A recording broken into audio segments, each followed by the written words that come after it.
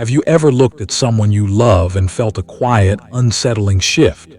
Not something you can point to easily, not something dramatic or sudden, just a feeling. A feeling that something is different. Something is changing. And deep down, even though you don't want to say it out loud, a part of you already knows. Most of us grow up believing that death in old age comes without warning. One day everything is fine, and the next, everything has changed. But the truth that doctors, nurses, and hospice caregivers see every single day is that the human body almost never leaves without saying goodbye first. It whispers. It sends signals. Quietly, gently, sometimes months before the end and sometimes a full year before. The tragedy is that most families don't recognize these signals until it's too late to truly prepare. And that's exactly why this video matters. Today, we're going to walk through 5 of the most significant signs that may appear in the final year of an elderly person's life. Signs that are easy to dismiss as just aging. Signs that get explained away, minimized, or simply overlooked, until one day, looking back, everything becomes painfully clear. My goal today is not to frighten you. My goal is to give you clarity, compassion, and the kind of awareness that allows you to show up fully for the people you love most, while you still have the chance. Because understanding these signs early doesn't mean giving up. It means giving more presence, more tenderness, more of the moments that truly matter. So stay with me. What you're about to learn could change the way you see and care for the elderly people in your life forever.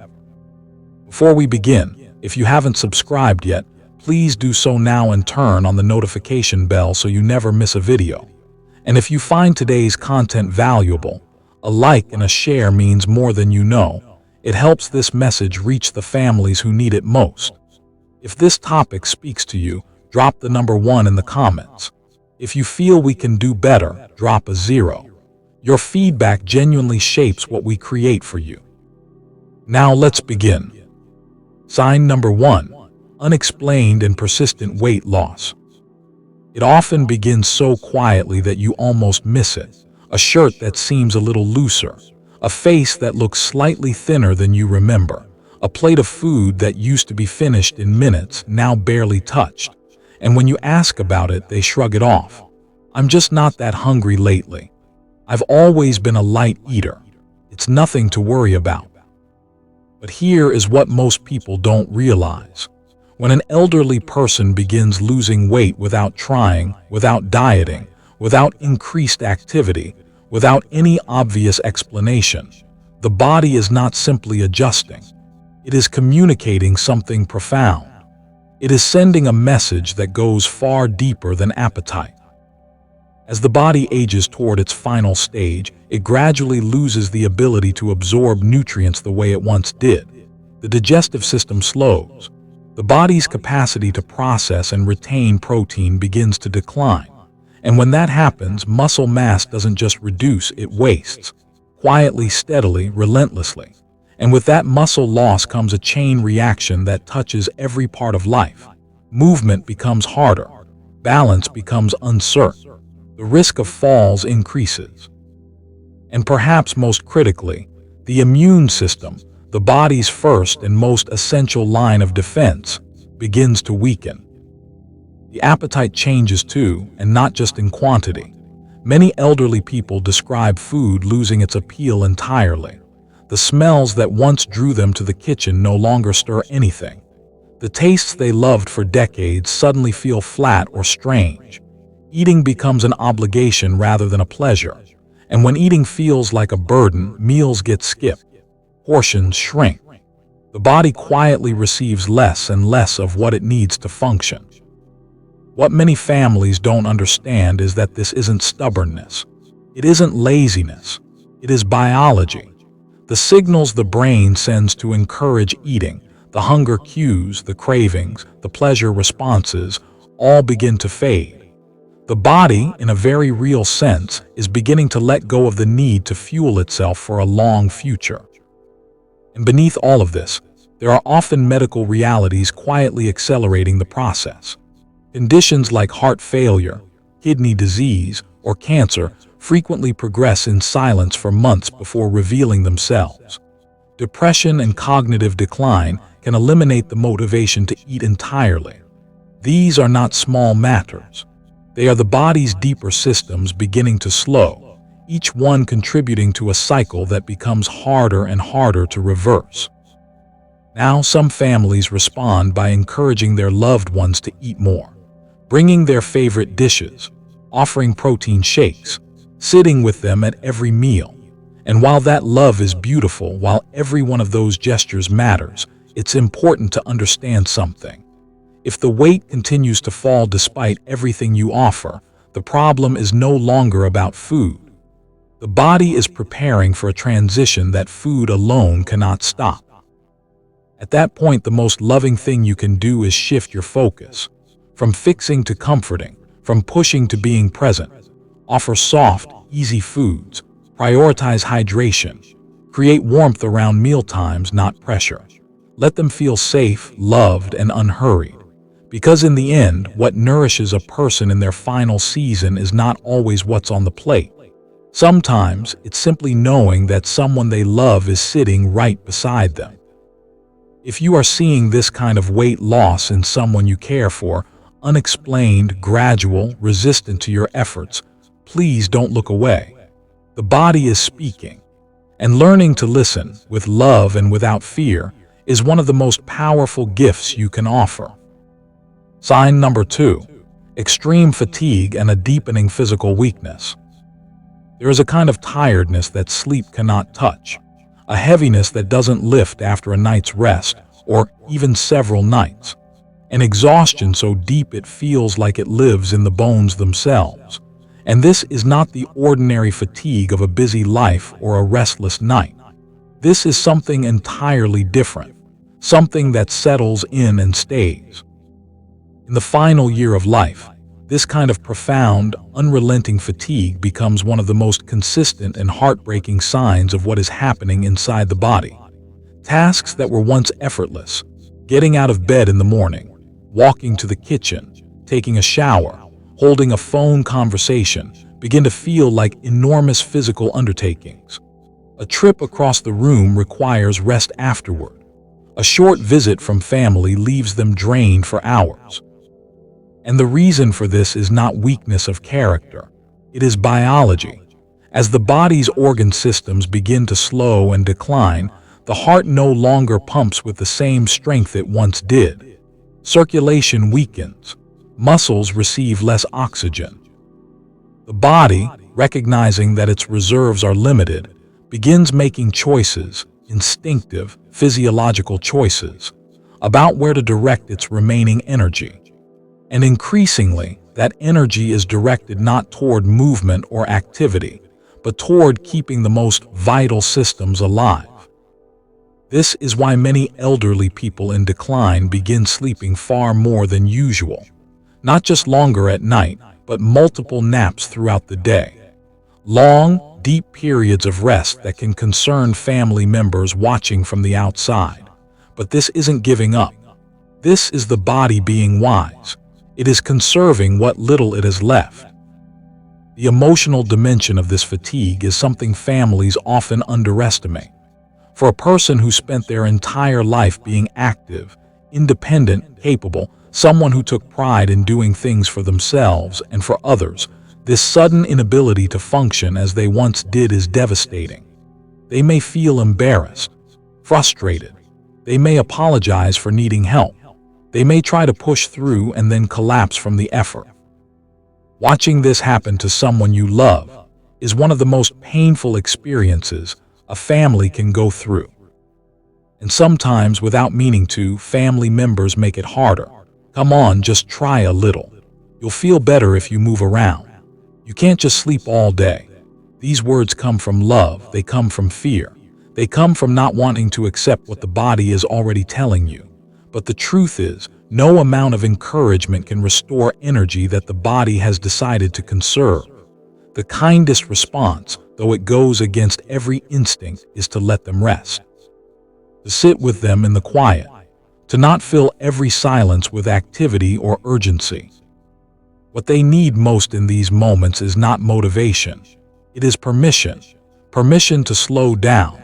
Permission to be still. Permission to stop carrying the weight of needing to be okay. Your presence in that stillness, calm, patient, unhurried, is worth more than any effort to push them forward.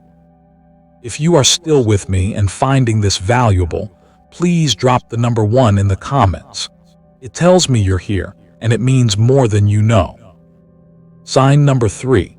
Increased confusion, cognitive decline, and emotional withdrawal. Of all the signs we will discuss today, this one may be the most difficult to witness, because it doesn't just affect the body, it changes the person. And watching someone you have known and loved your entire life slowly become someone you no longer fully recognize, that is a grief unlike any other. A grief that begins long before the loss itself. In the final year of life, the mind often begins a quiet and gradual retreat. It doesn't happen all at once. It comes in waves. There are moments of perfect clarity, a flash of the person you've always known, a memory recalled with sharp detail, a joke delivered with their old humor, followed by periods of deep confusion that leave you heartbroken and uncertain. They may forget the names of people they have known for decades. They may lose track of where they are, even in their own home. They may repeat the same question 3 times in 10 minutes, with no awareness that they've already asked. Events from yesterday feel distant and unreachable, while memories from 50 years ago feel vivid and immediate. Time begins to blur. The boundaries between past and present grow soft and uncertain. And alongside this cognitive shift comes something equally painful: emotional withdrawal. The person who once loved conversation, who lit up at family gatherings, who always had a story to share or a laugh to offer, begins to go quiet. They sit apart. They stare at nothing. They stop initiating. They respond when spoken to, but the engagement, the spark, the reciprocity, it fades. This withdrawal is not indifference. It is not a sign that they no longer love you or value your presence. It is the mind pulling inward, conserving its remaining capacity, retreating from the complexity and stimulation of the outside world because it can no longer manage what it once handled with ease. The brain is working harder than it ever has just to process the most basic inputs: light, sound, voices, faces. Social engagement, which once brought joy, now brings exhaustion. For families, the instinct is to pull them back, to engage them, to remind them, to correct them gently when they're confused. But this instinct, however loving, can sometimes cause more distress than comfort. Trying to force someone back into a reality their mind can no longer hold is disorienting and frightening for them. It doesn't orient them, it agitates them. What works instead is meeting them where they are, not correcting but connecting, not explaining but being present. Speak softly, use their name, hold their hand. Let silence be comfortable rather than something to fill. If they want to talk about something that happened 40 years ago as though it were yesterday, go with them. Be there in that memory with them. What they need is not accuracy. What they need is safety. What they need is to feel that the person beside them is not alarmed, not frustrated, not rushing, just there. Because here is what every hospice caregiver and palliative care specialist will tell you. Even when the mind is clouded, even when the words are gone, even when recognition fades, the emotional body remains. They may not be able to tell you who you are, but they can feel whether you are kind. They can feel whether you are gentle. They can feel whether they are safe. Love does not require cognition to be received. It travels through tone, through touch, through the warmth of a hand held in silence. Cherish those moments, even the quiet ones, even the confusing ones. They are still moments shared with someone irreplaceable. Sign number 4. Frequent infections and wounds that will not heal. There was a time when a minor cut healed in a few days. A cold passed in a week. A small infection cleared up with basic treatment and rest. The body handled these challenges almost automatically, quietly, efficiently. The immune system responded, did its work, and life went on. But as the body enters its final stage, that quiet efficiency begins to break down. The immune system, once a powerful and responsive defense, becomes compromised. Its ability to identify threats, mobilize a response, and sustain the fight weakens significantly. And the result is something families find deeply distressing to witness. Their loved one catches everything, and whatever they catch, they struggle to shake. Urinary tract infections become frequent and recurring. Respiratory infections settle in and linger. Pneumonia, which was once a serious but treatable event, becomes harder and harder to fully recover from. Skin wounds, even small ones, a minor scrape, a pressure sore from sitting too long, become slow to heal, prone to infection, and resistant to treatment. The body that once repaired itself with quiet efficiency now struggles with every small challenge. What makes this particularly difficult for families is that infections in the elderly often don't present the way we expect them to. There may be no obvious fever, no clear chills or sweating. Instead, the signs are subtle and easy to misread. A sudden increase in confusion, a noticeable drop in appetite, a withdrawal and listlessness that seems to appear from nowhere. By the time the infection is identified and treatment begins, it has often already done significant damage. And antibiotics, which once cleared infections swiftly, begin to feel less reliable. The body absorbs medication differently. The kidneys and liver process drugs less efficiently. What once worked quickly may now take longer, work partially, or fail to bring full resolution. Families find themselves in round after round of treatment, each cycle leaving their loved one a little more depleted than the last. This can be agonizing to watch. The instinct is to fight, to find a better antibiotic, to try a different treatment, to push the medical team for more aggressive intervention. And sometimes that fight is the right one. But there are also times when the most compassionate wisdom is to recognize that the body is no longer built for that battle, and to shift the focus toward comfort. Keeping them hydrated, keeping their skin clean and protected, keeping them comfortable and warm. These are not small gestures. These are profound acts of care, and sometimes they matter more than any prescription. What your loved one needs in this stage is not just medical attention. They need your tenderness, the soft pressure of a hand, a cool cloth on a warm forehead, the sound of a familiar voice telling them that they are not alone, that they are loved, and that whatever happens next, you will be there.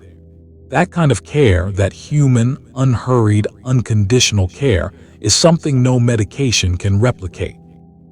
Sign number 5. Significant changes in breathing and circulation.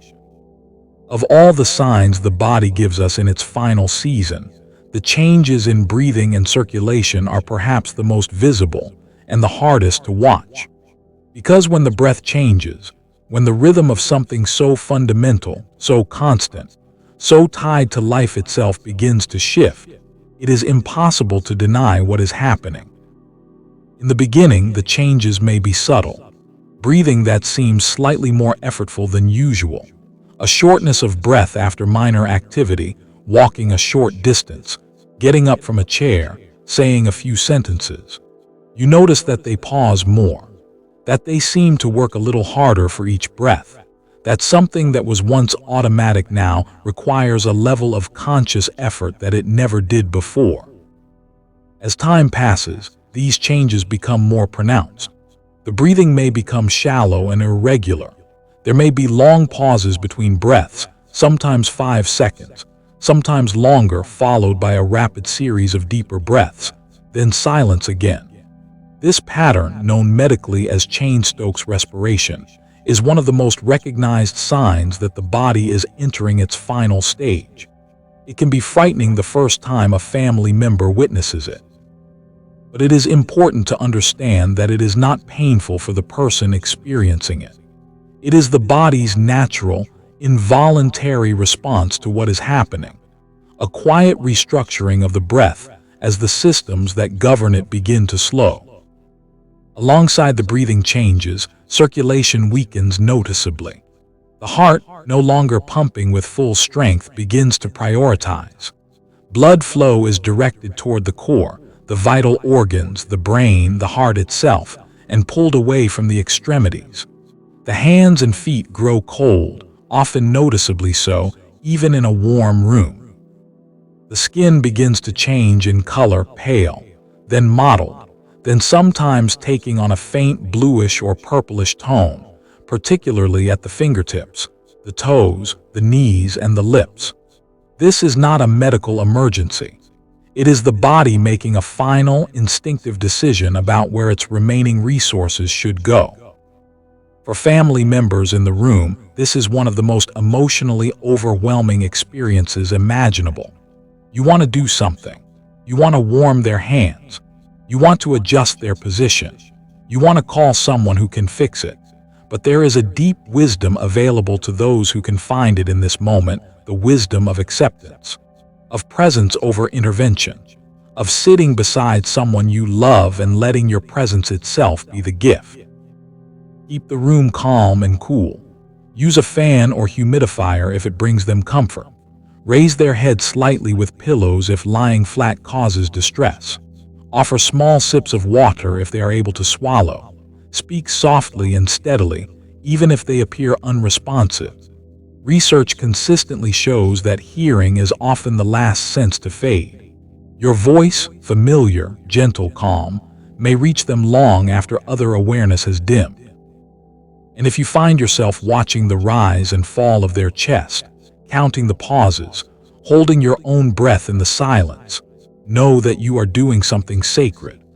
You are witnessing the closing of a life, and your willingness to be there, to not look away, to stay, that is one of the most profound expressions of love that one human being can offer another.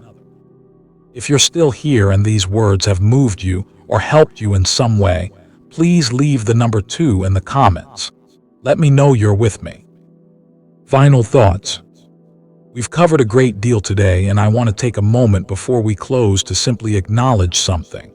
This is not easy material.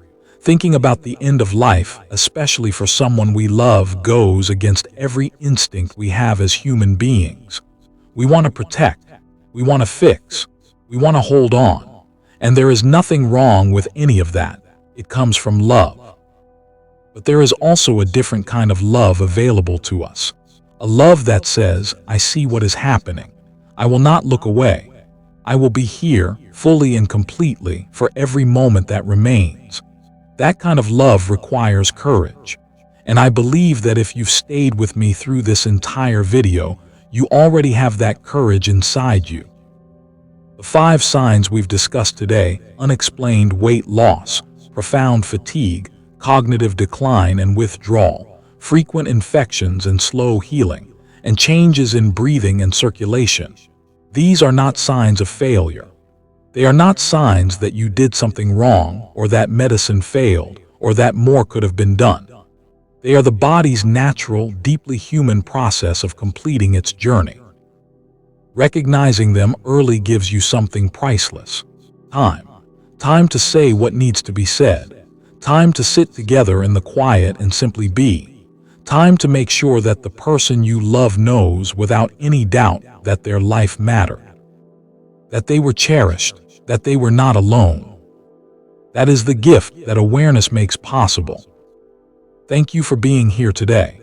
If this video helped you, please like it, share it with someone who might need it, and subscribe to this channel so you don't miss what comes next.